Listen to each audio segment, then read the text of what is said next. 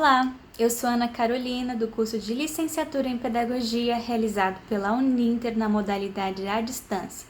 Meu polo de apoio presencial fica no Shopping Venâncio 2000, em Brasília, Distrito Federal.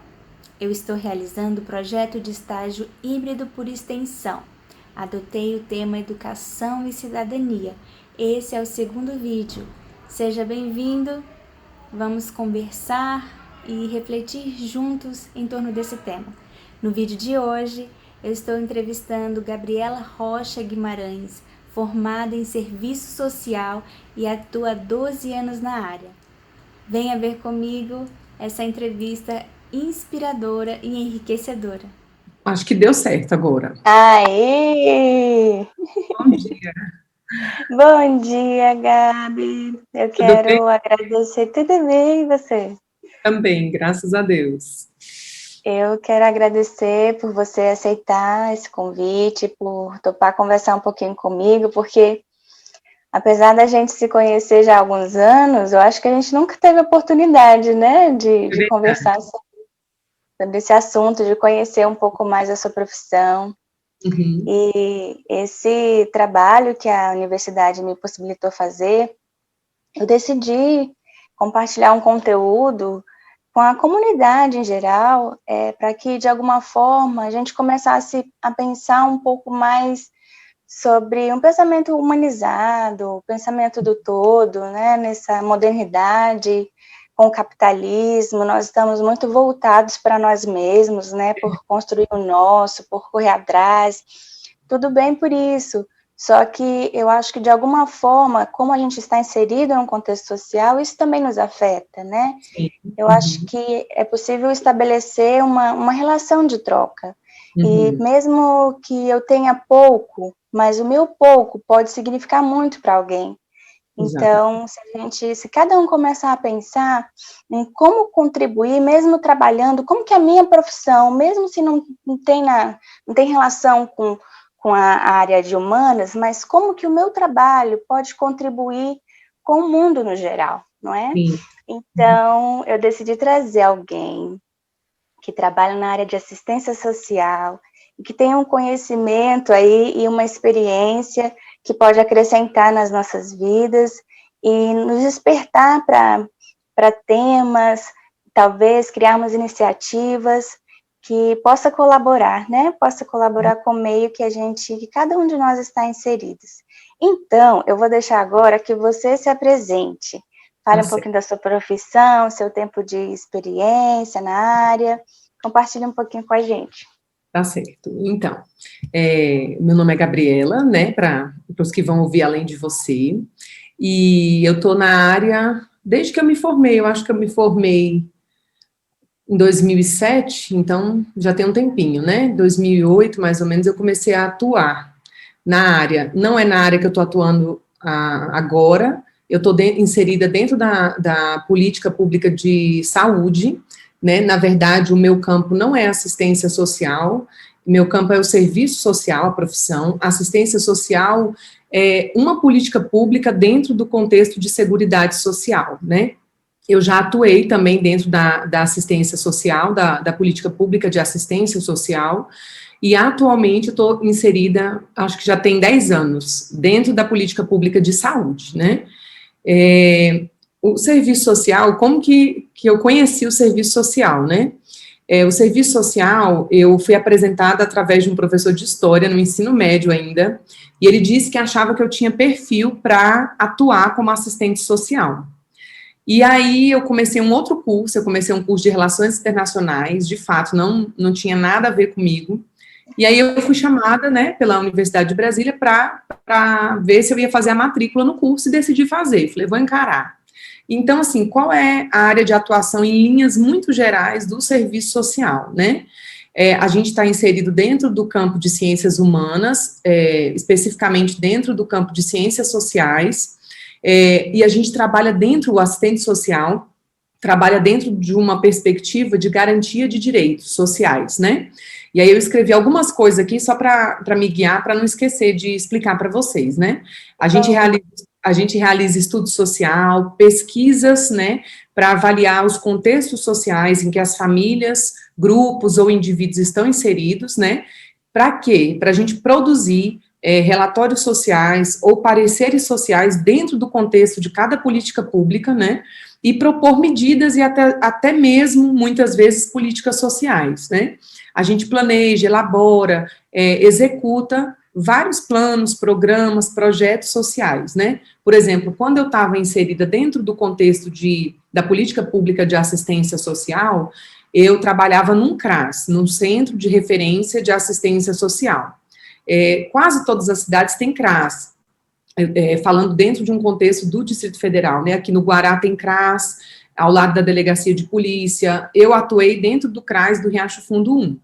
Então, o que a gente fazia? Eu atuava dentro da política pública de assistência social. Então, a gente fazia avaliações sociais para ver questão de auxílio emergencial, auxílio calamidade, por exemplo, uma família que está num contexto de queimada, de incêndio da sua residência, para evitar violações de direito. Então, o CRAS trabalha numa perspectiva de...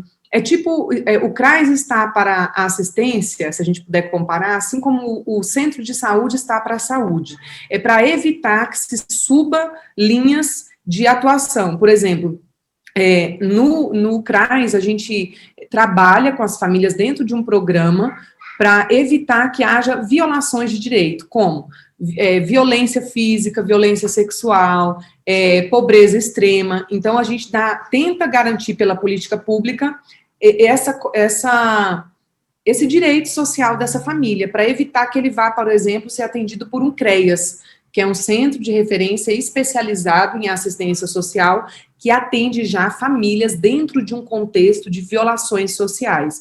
O que são violações sociais? Contexto de drogadição, todo tipo de violência, né, negligência, seja com idoso, com mulher, com criança, né. Então, eu atuei quase 2 anos dentro dessa política pública de assistência social, né. E agora, como eu disse, eu estou atuando dentro da política pública de saúde, nessa perspectiva, né, de garantias de direito. Atualmente eu trabalho dentro do HMIB, do Hospital Materno Infantil, acho que já tem 4 ou 5 anos, e eu trabalho especificamente, por enquanto, né, com as mulheres de alto risco gestacional. Então, em que parte que eu atuo? Mulheres que estão com alguma vulnerabilidade, que apresentem alguma vulnerabilidade socioeconômica. Então, a gente faz uma pesquisa social, uma entrevista social, para tentar fazer com que essas demandas delas sejam atendidas. Por exemplo, a mãe está internada e o menino está fora da escola, então eu mando o relatório para o conselho tutelar. A mãe está internada num contexto de violação de direito, de espancamento, por exemplo, então a gente aciona, né, o programa de atendimento às vítimas de violência, que é o PAV Violeta, dentro do HMIB, para que ela seja atendida por uma equipe multiprofissional. Então, uma mãe ganhou neném e não quer o neném, então, eu faço um estudo social, por exemplo, eu e meus colegas, né, a gente faz um estudo social daquela família, e a gente manda o relatório para a vara da infância, para ver se vai ser um contexto de colocação em família substituta, né, de adoção, ou não, se a criança vai ficar com a família extensa, por exemplo, com uma tia, com uma avó, com um tio. Então, é dentro dessa perspectiva de garantia de direito que o assistente social, né, formado, depois de 4 anos, né, de atuação dentro da universidade, né, a gente tem o nosso conselho regional que viabiliza, né, a nossa manutenção profissional direitinho, o nosso conselho, né, o nosso carimbo que vale direitinho, então, assim, é tudo certinho, né, e é isso, a gente pode atuar também dentro do magistério de ensino, né, do serviço social, dentro das universidades, em ONGs, né, então, é ampla a atuação do serviço social, Carol, assim, eu sei que não é uma área que muitos conhecem, né, ainda, apesar de todo esse contexto, igual você comentou, né, desse capitalismo selvagem que coloca a coisa, né, o ter mais importante, às vezes, do que o ser, né, então, e as pessoas ficam alijadas em seus direitos sociais, né, que são coisas básicas para qualquer população, né, educação, saúde, lazer, cultura, segurança. Então, a gente atua justamente nesse contexto para a garantia de direitos dessas pessoas. Então, em linhas gerais, é isso. Que legal, isso é muito bom saber, porque, por exemplo, a gente pensa que, eu acho que o brasileiro, talvez, ele deixa um pouco a desejar justamente por não conhecer as políticas, começa daí, Sim. né?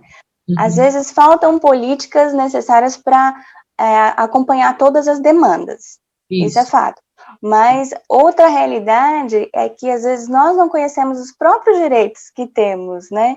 Então, é interessante que existe esse movimento em que a sociedade tem um lugar para quem recorrer, onde ir, onde procurar, né? Onde se informar e onde, talvez, exigir que seus direitos sejam garantidos.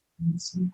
E nessa área hospitalar é bem interessante porque, por exemplo, os moradores de rua, quando precisam ser atendidos, né, no hospital, às vezes sem documentação, né? Acontece isso, Gabi? Acontece. Por exemplo, eu trabalhei no Hospital de Ceilândia, a primeira vez que eu pedi a exoneração do concurso da SEDEST, que hoje é SEDES, a Secretaria de Desenvolvimento Social, para atuar só na saúde, na época que eu assumi o concurso, né?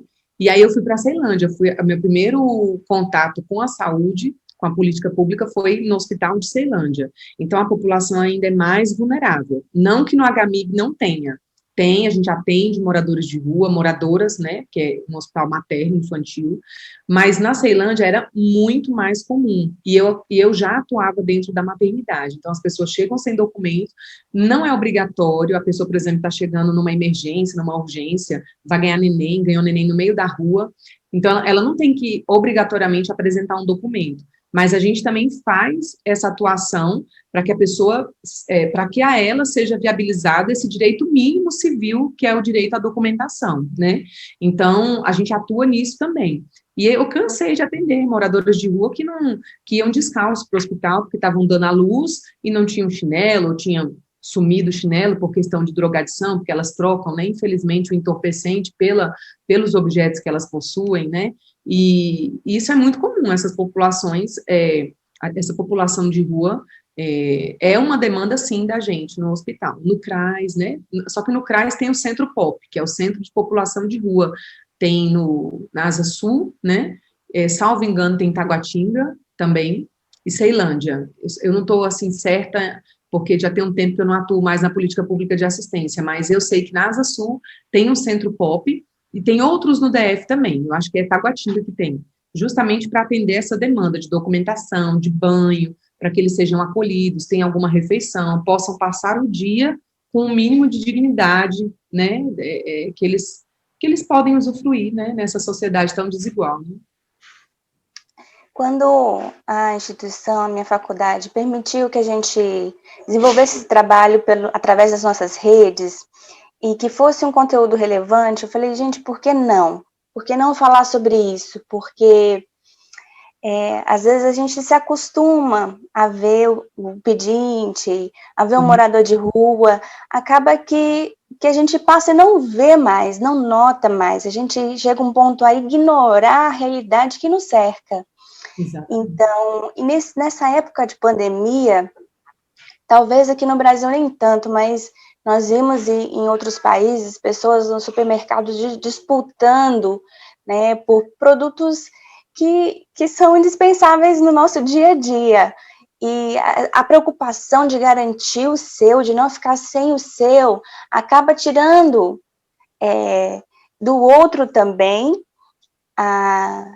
que ele garanta o dele também, né? Às vezes eu quero comprar papel higiênico para o mês, e para alguém vai ficar faltando a semana, né? E às vezes eu posso comprar 2 álcool gels, por exemplo, eu vejo alguém necessitado na rua, eu posso compartilhar também, né? Nós estamos muito individualistas, nós estamos muito voltados para o nosso, e não tem como a gente existir fora desse contexto que a gente está inserido, né? Aqui no Distrito Federal tem essa discrepância muito grande, né? Muitos moram nos bairros nobres, nas cidades satélites nobres, enquanto outros, uns possuem transporte têm o seu carro, outros têm dificuldade de andar de ônibus, né? Então, assim, eu acho que a gente precisa ampliar um pouco mais o olhar, pensar um pouco mais ao redor, desenvolver esse pensamento mais colaborativo, porque quando eu colaboro com o outro, ao mesmo tempo eu estou colaborando comigo, porque é uma realidade que está ao meu redor, Sim, não é sim, verdade? sim. Então, assim, é muito bom ter você aqui para conhecer um pouco mais sobre esse assunto e, de alguma forma, também influenciar outras pessoas, além de se interessarem, a serem cidadãos ativos, participativos, protagonistas. A gente não pode só esperar que venha de cima, né, dos políticos. Nós temos essa missão de eleger os políticos. Hoje nós temos um desafio muito grande, porque às vezes a gente se depara com opções, né, que não são tão interessantes, a gente tem que escolher Bem, entre o menos pior, né, vamos dizer assim, mas somos nós que elegemos, né, então quando se pensa em política pública, a gente tem também que pensar em quem que a gente está colocando lá para desenvolver essas políticas, né. Então, nós precisamos trazer responsabilidade para nós também, como cidadãos, de tornarmos ativos, participantes mesmo. isso. E com certeza nós vamos ter um bairro melhor, uma cidade melhor. Esses dias eu aproveitei que fui visitar os meus pais e eu entrevistei 2 pessoas que moram entre lotes baldios. O dono não aparece lá, não cercou, às vezes cresce mato, aí vem bicho, aí vem gente que joga lixo, e eles criaram uma iniciativa de capinar esses lotes e plantar. Ai, que ótimo. Começaram Excelente. a plantar árvore de fruta, começaram a plantar feijão, mandioca, porque ao mesmo tempo serve para o consumo, a sociedade também vai lá, acaba consumindo daquilo, é beneficiada daquilo, além Isso. de trazer, manda para fora o escorpião e traz os passarinhos, né, o cantar dos passarinhos, e todo mundo é beneficiado, e vai lá, o dono do lote fala, não, tudo bem, tá, porque às vezes fica com medo também de perder, né, o lote Sim. para o uso campeão, né, já aconteceu. Mas aí, conversando isso, olha, não, eu não tenho interesse no lote, eu quero só impedir que as pessoas joguem lixo, eu quero só deixar o lugar, né, mais limpo e acabar tendo alguma coisa. Não, mas você pode levar, ele vai lá, o dono do lote, e colhe também. Não, eu posso colher? Pode, vamos lá, todo mundo pode comer e tal, pode colher lá, pode desfrutar. Então, Sim. assim, são iniciativas independentes, que não visam benefício próprio e acabam trazendo tudo uma comunidade, às vezes, para se beneficiar, para se envolver também, para ajudar a cultivar, né? Então, assim, são coisas, às vezes, simples que a gente pode fazer É, para assim, melhorar o exa- ambiente. exatamente. Carol, na verdade, isso é o exercício da cidadania, né? É você ter os seus direitos, né? E você também ter os seus deveres dentro de uma sociedade. Eu nunca me esqueço, não sei se foi na Copa, que os japoneses estavam no estádio. Eu não sei se você se lembra disso, se você ficou sabendo disso, mas eu lembro que saiu na mídia, na imprensa, que os japoneses, no final de um jogo específico, eles ficaram no estádio e eles ficaram catando os lixos, os próprios espectadores dos jogos, pessoas que pagaram caríssimo para sair do Japão, né, e para vir a nossa nação, ou seja, uma consciência de cidadania, né, e assim, o serviço social, a minha profissão, ela se mistura muito com questão de caridade, e não é isso, né? A gente pode amar o próximo, para quem acredita, né? Para quem tem sua respectiva religião, sua crença, sua fé, a gente deve fazer isso, pelo menos sob a minha perspectiva, né? Sobre o meu óculos de mundo. Mas, no caso da minha profissão, é garantia de direitos pautados, não é política de governo, não é assim, uma benesse que eu vou dar aqui agora e não. É uma coisa que fica para além dos governos, são políticas estatais, políticas de Estado, que independente se é o petista, ou se é bolsonarista, ou se é outro partido de centro, essas políticas, elas têm que permanecer, porque elas fazem parte, por exemplo, nessas que eu acabei de citar, né, que a política pública de seguridade, a Seguridade Social brasileira, que é o tripé, previdência, assistência e saúde, elas têm que permanecer independentemente do governo, do líder que está regendo a nossa nação. Por quê? Porque é um direito social. Agora, o fato de eu ter um amor ao próximo, isso é interessante também, essa perspectiva colaborativa, eu acho super interessante, eu acho que é a partir disso, do micro para o macro, que a gente vai começar, que nem você falou, essas pessoas plantaram, elas tiraram a sujeira, os bichos peçonhentos e melhoraram aquela comunidade ali perto da casa da sua mãe, né? Eu penso a mesma forma, você começar do pequeno e depois você viabilizar o grande.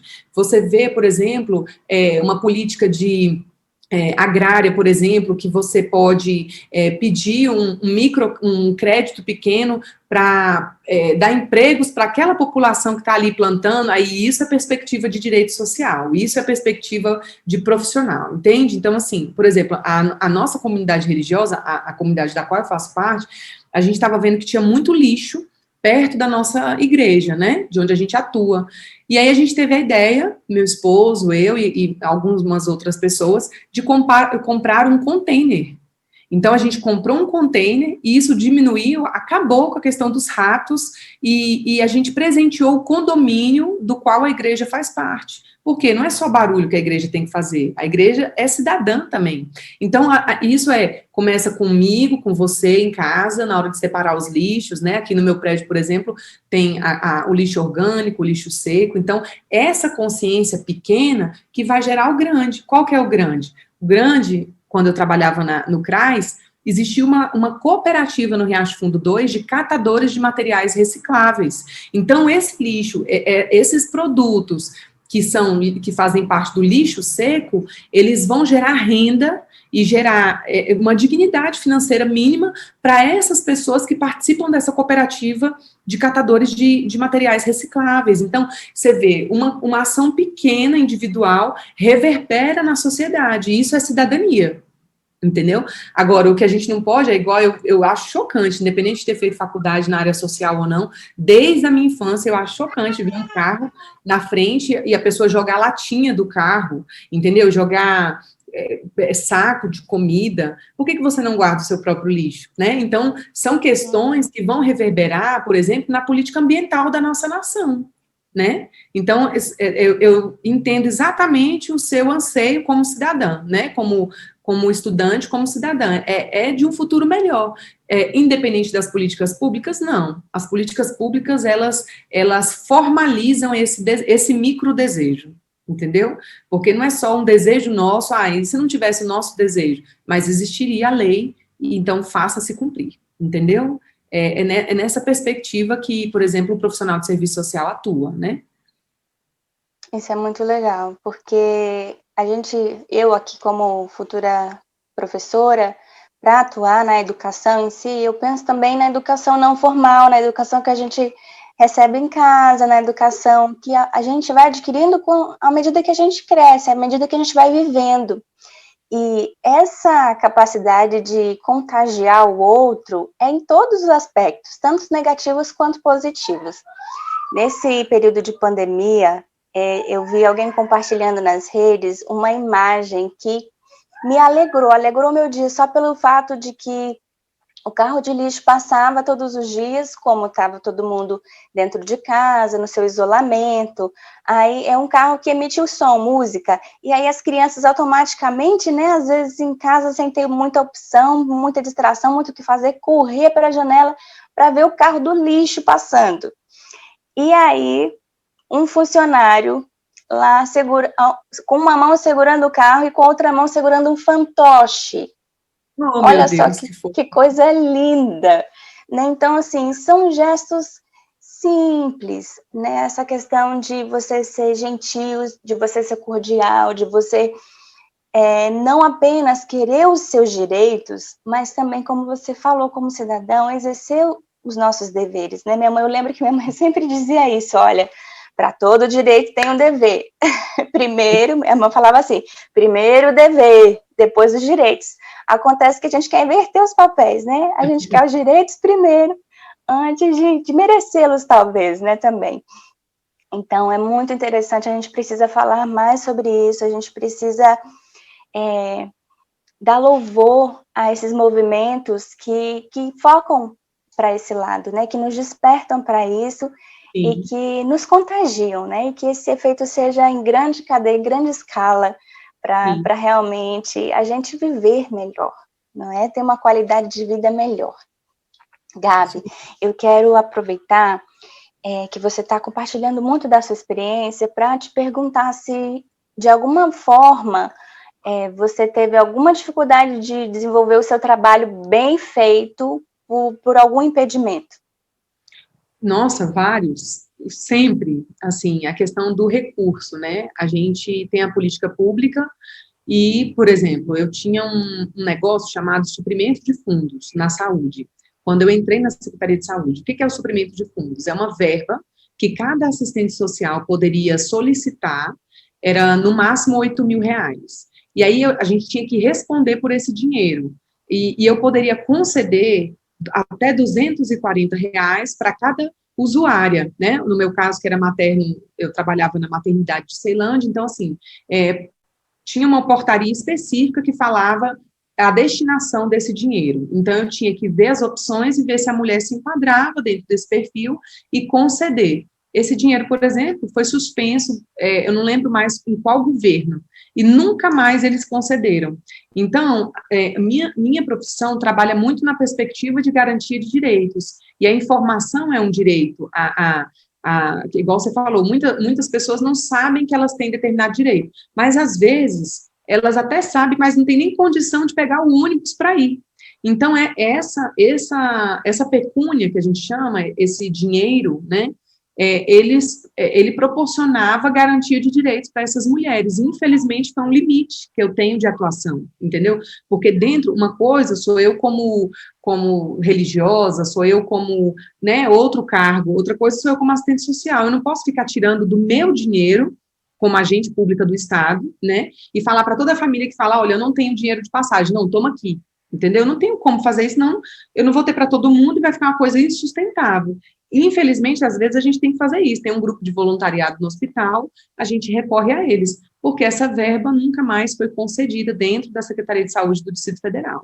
Eu estou te dizendo uma coisa de várias outras coisas, vários outros programas que eram excelentes, porque os gestores têm uma dificuldade, Carol, de perceber o que a gente vivencia na ponta da política pública, que é, de fato, no atendimento ao cliente, ao usuário. Eles fazem as coisas, as ideias, e, às vezes, essas ideias não são compatíveis com a prática profissional, com aquela realidade social na qual a gente se depara. Mas, tem que estabelecer esse diálogo, né? Exato, não tem, nem sempre tem esse tempo, às vezes é um interesse político por trás para reeleger tal político, então, principalmente dentro da política pública de assistência social, né, que é no CRAS, CREAS, enfim, eles são muito alvo de politicagem, de caridade, né, e não é isso que a gente faz, né, caridade eu faço na minha igreja, né, doação de cesta básica eu faço na minha igreja.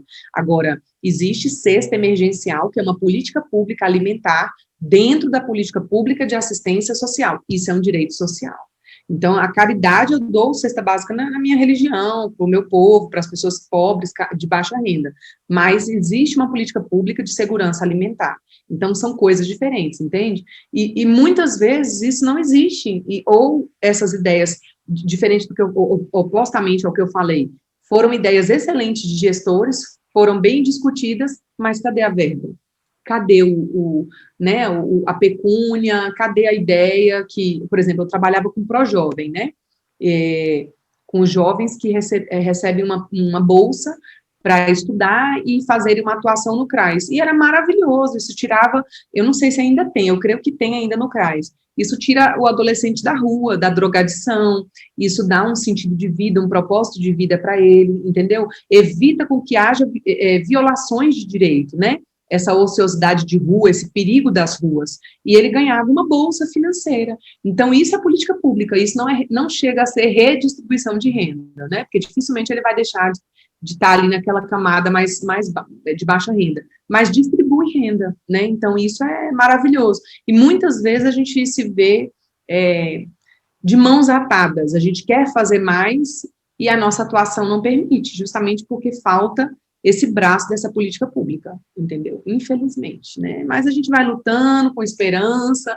é uma das profissões do mundo que mais adoecem mentalmente, é o serviço social, porque a gente lidar com pessoas em condição de vulnerabilidade extrema, de violência extrema, de tantas ausências, né, de vida, isso é doloroso para quem atua, né, então, é um desafio, Você diário. acaba sendo exposta a muitas realidades, não é como eu que estou aqui em casa e vejo um ou outro sendo noticiado, né, no jornal, mas você se expõe a muitas realidades realmente difíceis, e é uma coisa que eu até gostaria de saber se dentro da profissão existe esse suporte psicológico, porque eu acho que é humanamente impossível você se deparar com isso e não ser afetada de alguma forma.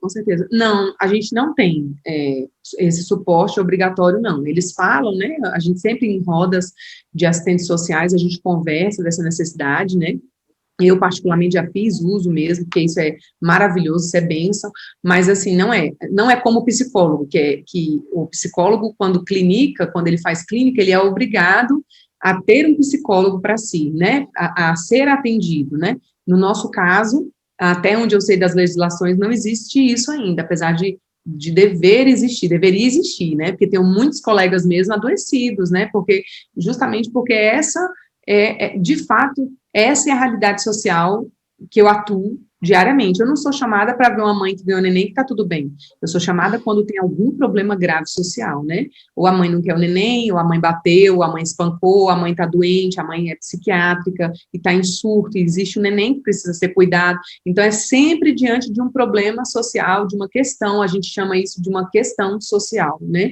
Que são essas mazelas que geralmente a gente fala muito que está inserido muito dentro de um contexto capitalista desigual, né, porque a riqueza é produzida por todos, pelos mais pobres, mas a apropriação dessa riqueza fica nas mãos de uma minoria, né, então isso acarreta graves problemas sociais, né, e outras questões mais também, né?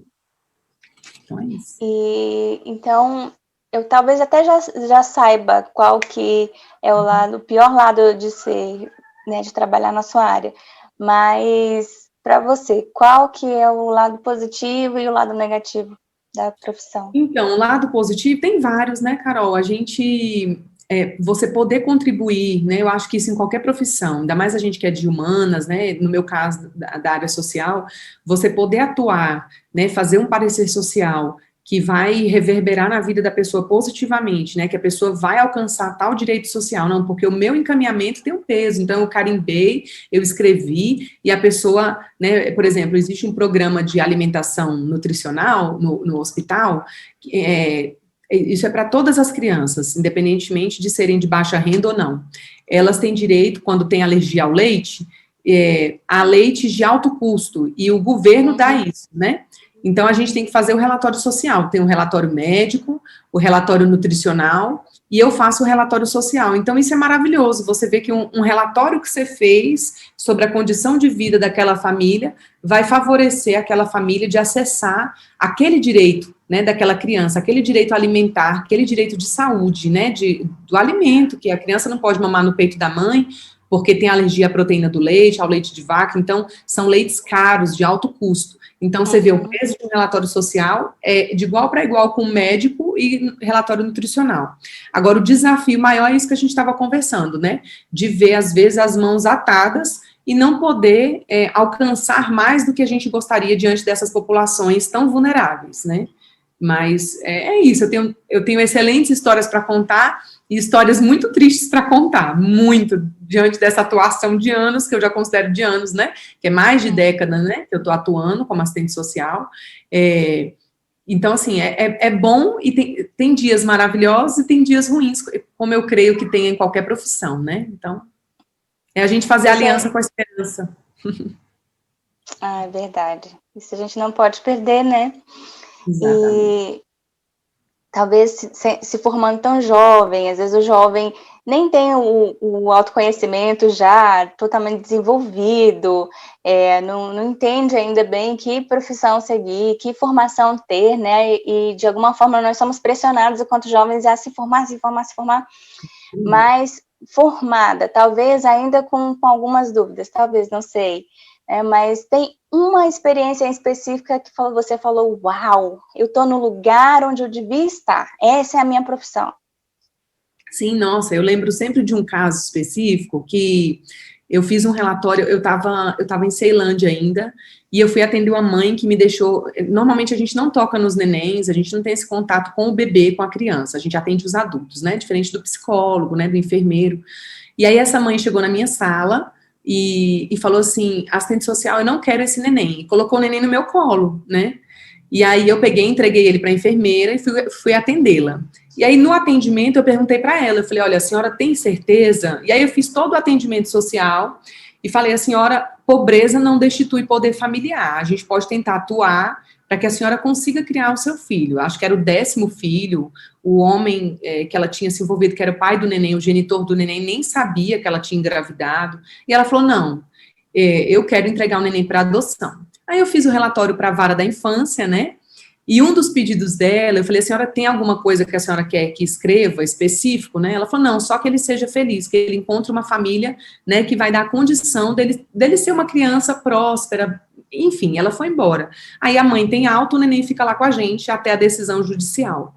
Beleza, aí fizemos, o neném foi acolhido num abrigo, numa instituição de acolhimento do Distrito Federal, eu nem fico sabendo qual porque corre em segredo de justiça, a gente não tem esse contato, né? E aí alguns meses se passaram e uma amiga minha, que era assistente social lá comigo, ela tem uma irmã que não podia, gerou um filho, perdeu e não podia mais gerar filhos. E estava na fila de adoção, né? E esse neném foi para ela, coincidentemente, esse neném que eu tinha feito o atendimento, porque a gente também não fica sabendo desses trâmites junto à vara, ela já estava inscrita com o marido dela na vara da infância, e esse neném que eu fiz o relatório, ele foi para essa casa, para a casa da irmã dessa minha amigona da Secretaria de Saúde. E aí ela ficou muito curiosa, querendo saber qual era a assistente social que tinha feito o relatório, né? E aí, quando ela foi pesquisar nos arquivos, ela viu que era eu, né? Nossa, eu fiquei muito feliz, Carol. Eu falei, gente, que lindo, porque assim, foi um processo de adoção de infância, né, bem sucedido, e foi através de um relatório meu, né, então isso para mim, eu falei, uau, eu tô no lugar certo, né, e vários outros, né, vários outros. Que legal, gente, que coincidência mais linda, né, talvez se não fosse sua amiga, você nem saberia para onde essa criança estava indo, né? Uhum. Que legal. Gabi, eu como cidadã, se eu me deparar com alguma situação que me incomode na região que eu vivo, ou, sei lá, pelo percurso do trabalho que eu faço, ou talvez se eu vá em um bairro em que existem mais demandas, tem alguma coisa que eu, como cidadã, possa fazer, por exemplo, pegar uma pessoa e levá-la para o CREA? Sim, tem vários órgãos que você pode recorrer, a vários órgãos. Eu vou te dar um exemplo prático de uma criança. Você está vendo uma criança em situação de risco social e pessoal, ou uma criança no seu prédio que você percebe que ela está em constante espancamento, em situação de negligência familiar, às vezes não está nem espancando, mas a mãe e o pai, né, ou alguém que cuide da criança, sai de manhã, deixa a criança com 4, 3 anos sozinha, sem comer. Você pode ligar no Conselho Tutelar, você pode fazer denúncia anônima, né? Se você vir que uma mulher está sofrendo violência, você pode ligar no Disque Mulher, no 180, no Disque Direitos Humanos, que é o Disque 100, né, para violação de direitos contra idosos. Então, existe a Central Judicial do Idoso. Então, existem vários órgãos de defesa, né, que não só a pessoa que está envolvida diretamente nisso pode recorrer. Nós, como cidadãs, como cidadãos, podemos e devemos, né, não ser omissos, né, sermos atuantes, cidadãos mesmo, né, exercer o nosso direito e o nosso dever enquanto mulheres, por exemplo, enquanto, né, no caso dos homens, enquanto homens, e não deixar que essas situações sejam naturalizadas na nossa sociedade. Por exemplo, situação de pobreza extrema, de violência, a gente às vezes naturaliza, e você citou que às vezes a gente banaliza, né, a presença de um morador de rua, de alguém que está padecendo, a gente chama isso de invisível social, né, então, assim, a pessoa que carrega o lixo é um invisível social, a gente não cumprimenta, por que cumprimentar? Porque ele é de uma classe inferior, então a gente gera dentro de nós uma perspectiva de segregação, de apartheid mesmo social, né, quando, na verdade, a gente é uma comunidade só, então, a vida dele reverbera na nossa vida, se ele não criar um filho, né, ou cuidar desse filho bem, esse filho um dia vai ser cidadão, ou não. E isso vai refletir na vida da sua filha, dos meus filhos, né, na sua própria vida. Então, a gente pode e deve, Carol, denunciar, reclamar, ligar, saber, né, então, eu, por exemplo, no contexto religioso, já atendi várias mulheres, algumas mulheres em situação de violência, encaminhei para o Provítima, né, o filho para o conselho tutelar, a mãe estava em situação de desemprego, de violência doméstica, e não tinha com quem deixar a criança, o conselho tutelar agiu, olha que coisa linda, em rede com uma igreja, e o que aconteceu? Eu exercendo minha cidadania, porque ali eu não estava como assistente social, eu estava como uma cidadã, né? E aí, o que aconteceu? Eles viabilizaram uma vaga na creche para a criança ficar o dia inteiro protegida, ter merenda, ter lanche, banho, carinho, né, as professoras ali aptas para isso, enquanto a mãe trabalhava. Essa mulher saiu de uma situação de pobreza e de violência, de violação de direitos junto com essa criança e passou a voltar a uma situação de vida que todos nós merecemos enquanto seres humanos, né? Então, a gente tem um papel fundamental, independentemente de ser assistente social ou não, todos nós temos, você como professora, se você verificar na sua sala de aula, por exemplo, uma criança que só vive de blusa de frio, primavera, verão, outono e inverno, pode ter duas coisas, ou a criança é de baixa renda e não tem dinheiro para comprar outra coisa, ou a criança está fazendo automutilação, né, cutting, ou a criança está em situação de tentativa de autoextermínio, por quê? Violação de direito em casa, abuso sexual, então é uma gama de questões que a gente pode atuar também, né? E aí, quem tem o radar social mais já está na área... Apurado. Já tudo entendeu? Mas todos nós podemos ser assim, um colaborando com o outro, né? Então, eu acho que para a nossa conversa a gente pode destacar para qualquer pessoa, para qualquer profissional, para todos que estão inseridos nessa grande comunidade, né, da humanidade.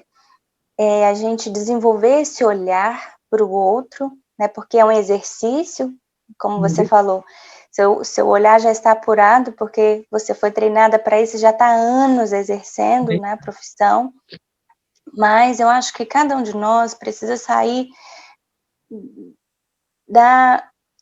nós fomos empurrados, né, pelo capitalismo, a atualidade, com as tecnologias, às vezes a gente anda sem nem olhar a volta, a gente anda olhando o celular, né, praticamente. Verdade. Então, assim, a gente precisa fazer um esforço para exercer esse novo olhar, esse olhar para o outro, esse olhar de observação, de crítica, esse olhar de se envolver, não achar que esse negócio de briga de marido e mulher, ninguém mete a colher, isso é ultrapassado, né? Se a gente vê um estado assim em que a mulher realmente está correndo risco, a gente precisa fazer algo. Talvez é uma ação, uma denúncia, vai mobilizar, claro, que várias outras atitudes, mas a minha única atitude é ligar. É como esse exemplo que você disse, vai mudar a vida dessa mulher, vai mudar a vida dessa criança, né? Então, algo simples que faz toda a diferença. Então, tá aí essa conversa enriquecedora, inspiradora, e eu só tenho que agradecer. Muito obrigada, viu?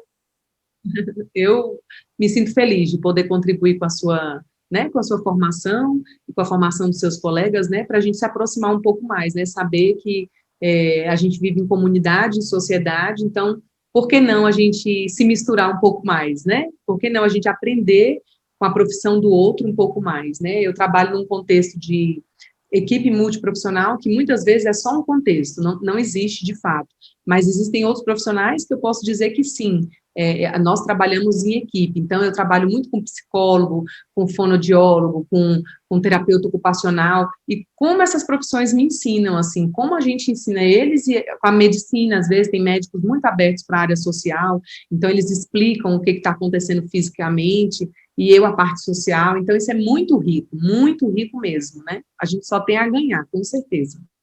É uma via de mão dupla, né, Gabi? Exatamente, exatamente. E que a gente possa fazer cada vez mais essa relação da teoria para a prática, né? Ter essa iniciativa de trazer o teórico para o nosso dia a dia, para o nosso cotidiano e para a profissão que a gente desempenha, não é verdade? Com certeza, precisamos. Gabi, muito obrigada, viu? Foi uma alegria, viu, querido? Um beijo.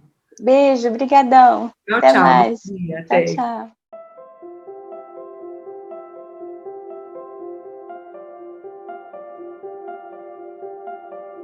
De modo geral, as políticas sociais surgem na sociedade capitalista como uma resposta do Estado ao acirramento, ao agravamento da questão social. A questão social é a desigualdade estruturante do capitalismo.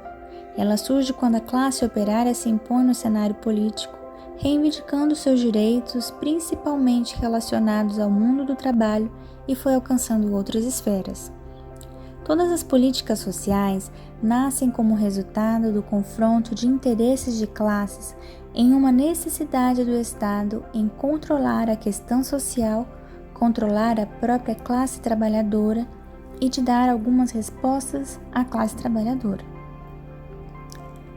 É uma política bastante fragmentada, desarticulada e que serviu durante muito tempo a interesses políticos de enquadramento da população mais empobrecida do que como uma resposta efetiva do Estado brasileiro ao reconhecimento dos direitos dos seus cidadãos. A luta por direitos vem desde sempre, mas com marcas profundamente assistencialistas. Precisamos distinguir o assistencialismo da assistência social, que na Constituição Federal de 1988 será reconhecida como política social no campo da Seguridade Social, se propondo a superar uma história de assistencialismo, de tutela, de apadrinhamento, de benemerência e de desqualificação da população que a utiliza.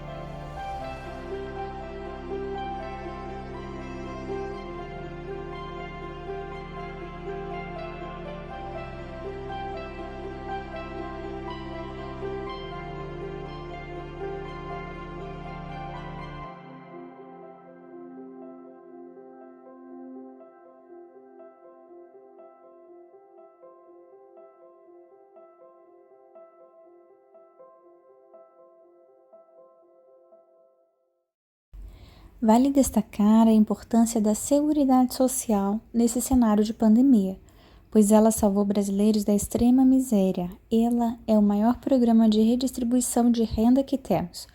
Por meio do Ministério da Cidadania, o governo federal liberou recurso para o pagamento do auxílio emergencial, benefício financeiro destinado aos trabalhadores informais, microempreendedores, individuais, autônomos e desempregados, e tem por objetivo fornecer proteção emergencial no período de enfrentamento à crise causada pela pandemia do coronavírus Covid-19.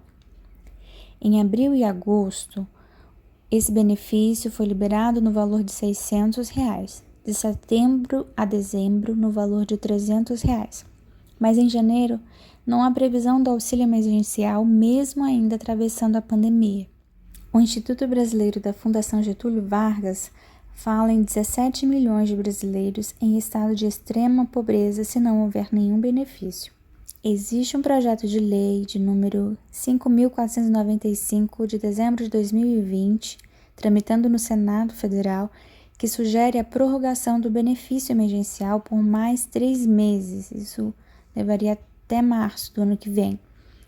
Esperamos dos nossos senadores que esse projeto de lei saia do papel para socorrer as pessoas mais vulneráveis do nosso país.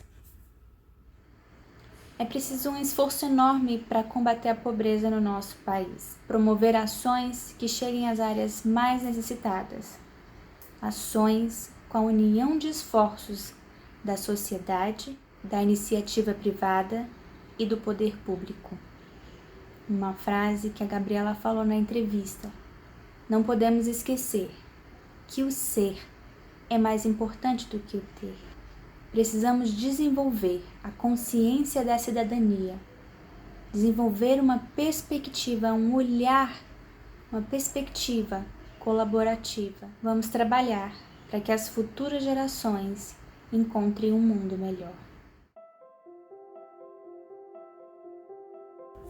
É importante conhecer de forma clara e simples os conceitos e práticas das políticas públicas, já que elas afetam a todos os indivíduos de todas as escolaridades, independente de sexo, religião, raça ou nível de renda.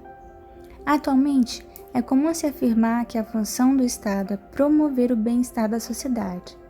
Para tanto, ele necessita desenvolver uma série de ações e atuar diretamente em diferentes áreas, tais como saúde, educação e meio ambiente. Para atingir os resultados em diversas áreas e promover o bem-estar da sociedade, os governos se utilizam das políticas públicas, que são a totalidade de ações, metas e planos que governos traçam para alcançar o bem-estar da sociedade e o interesse público. É certo que as ações que os dirigentes públicos selecionam são aquelas que eles entendem ser as demandas ou expectativas da sociedade. Ou seja, o bem-estar da sociedade é sempre definido pelo governo e não pela sociedade. Isso ocorre porque a sociedade não consegue se expressar de forma integral. Ela faz solicitações para os seus representantes e estes mobilizam os membros do Poder Executivo, que também foram eleitos, para que atendam às demandas da população. As demandas da sociedade são apresentadas aos dirigentes públicos por meio de grupos organizados, no que se denomina de sociedade civil organizada. Inclui sindicatos, entidades de representação empresarial, associação de moradores, associações patronais e ONGs em geral. As sociedades contemporâneas se caracterizam por sua diversidade tanto em termos de idade, religião, etnia, língua, renda, profissão, como de ideias, valores, interesses e aspirações. Cabe ao formulador de políticas públicas conseguir perceber, compreender e selecionar diversas demandas. As políticas públicas são resultado da competição entre diversos grupos ou segmentos das sociedades que buscam defender seus interesses. Tais interesses podem ser específicos, como a construção de uma estrada ou um sistema de captação das águas da chuva em determinada região, ou gerais, como demandas por segurança pública e melhores condições de saúde. É importante ressaltar, entretanto, que a existência de grupos e setores da sociedade apresentando reivindicações e demandas não significa que essas serão atendidas, pois antes disso é necessário que as reivindicações sejam reconhecidas e ganhem força ao ponto de chamar a atenção das autoridades do Poder Executivo, Legislativo e Judiciário, os atores das políticas públicas. Aos grupos que integram o sistema político, apresentando reivindicações ou executando ações que serão transformadas em políticas públicas, denominamos de atores. No processo de discussão, criação e execução das políticas públicas, encontramos basicamente dois tipos de atores: os estatais e os privados. Os atores estatais são aqueles que exercem funções públicas no Estado, tendo sido eleitos pela sociedade para um cargo por um tempo determinado, ou atuando de forma permanente como servidores públicos. Existe importante diferença no modo de agir de cada um desses segmentos. Os políticos são eleitos com base em suas propostas de políticas apresentadas para a população durante o período eleitoral e buscam tentar realizá-las. As políticas públicas são definidas no Poder Legislativo, o que insere os parlamentares nesse processo. Entretanto, as propostas das políticas públicas partem do Poder Executivo e é esse poder que efetivamente as coloca em prática. Cabe aos servidores públicos oferecer as informações necessárias ao processo de tomada de decisões dos políticos, bem como operacionalizar as políticas públicas definidas. As fases das políticas públicas. O processo de formação de políticas públicas, também chamado de ciclo das políticas públicas, apresenta diversas fases. Primeira fase, formação da agenda. Segunda fase, formulação de políticas. Terceira fase, processo de tomada de decisão. Quarta fase, implementação. Quinta fase, avaliação. Na prática, as fases se interligam entre si de tal forma que essa separação se dá mais para facilitar o processo, a compreensão do processo. Esse conteúdo foi extraído do manual Políticas Públicas, Conceitos e Práticas, volume 7. O professor de Sociologia da USP, José Martins, estudou durante muito tempo a questão da pobreza e da exclusão social no Brasil. Ele afirma que ser pobre não é apenas ser privado do acesso a bens materiais. Ser pobre é ser privado de oportunidades de trabalho, ser privado da informação e até mesmo ser privado da esperança. O meu desejo é que, após esse vídeo, cada um de nós possamos despertar mais interesse em conhecer as políticas públicas do nosso país. Conhecer as políticas de seguridade social, de direitos humanos, que possamos também exercer a nossa cidadania, desenvolver o nosso protagonismo e, de alguma forma, melhorarmos a comunidade que estamos inseridos, através da reivindicação dos nossos direitos, através de uma denúncia, através de gestos de gentileza, e até mesmo de solidariedade. Assim, nós vamos gerar um ambiente mais colaborativo e humanizado.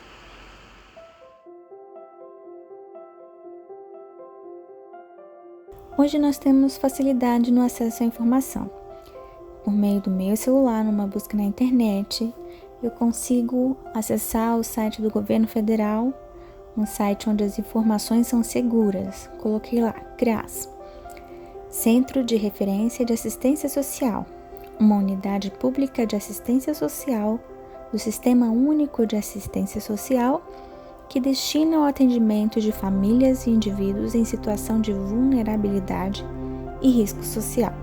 No CRAS, toda a população em situação de vulnerabilidade e risco social recebe atendimento no serviço de proteção e atendimento integral à família, por meio da qual pode também acessar outros serviços, benefícios, programas e projetos socioassistenciais. No site, você vai poder encontrar informações sobre o CRAS da sua região, endereço e telefone para contato. O CRAS atende pessoas que passam por situações de inseguranças, fragilidades, ausência de renda, pobreza e dificuldade de acesso aos serviços públicos. Se você está passando por alguma dessas situações ou tenha conhecimento de alguém, pode procurar o CRAS. Da mesma forma, pesquisei pelo CREAS, Centro de Referência Especializado de Assistência Social, uma unidade pública de assistência social que atende as pessoas e famílias, crianças, adolescentes, jovens, adultos, idosos, mulheres que estão vivendo em situações de violência ou violação de direitos. Recepciona, acolhe as pessoas, fortalece vínculos familiares e comunitários, disponibiliza informações sobre direitos e viabiliza acesso a outros serviços, benefícios e programas. O objetivo é auxiliar as pessoas a superar as violências sofridas ou a diminuir os danos causados por elas.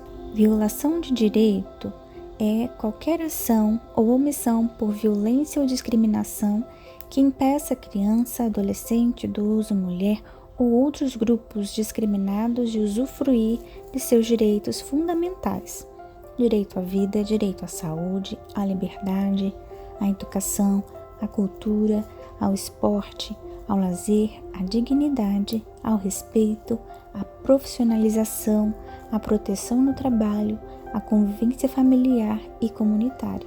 Qualquer pessoa que sofre violência física, psicológica, negligência, abandono, violência sexual, trabalho infantil, afastamento do convívio familiar, podem procurar o CREAS, ou se você tem conhecimento de alguém em uma dessas situações, você também pode encaminhar essa pessoa ao CREAS.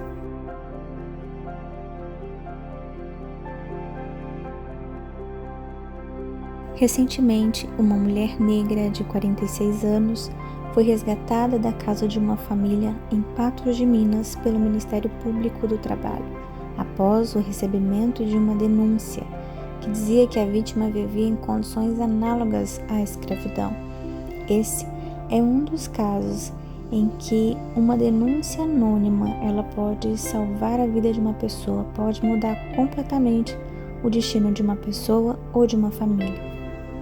Existem vários órgãos que podemos recorrer, mas eu deixei disponível o Disque Direitos Humanos, Disque 100, um departamento que tem a competência de receber, examinar e encaminhar denúncias e reclamações. Se você quer exercer sua cidadania, não deixe de se tornar natural casos de violência ou violação de direitos que por acaso vierem a acontecer perto de você. Denuncie. Eu quero agradecer a você, vitorioso e vitoriosa, que me acompanhou até aqui. Espero você no próximo vídeo. Até lá!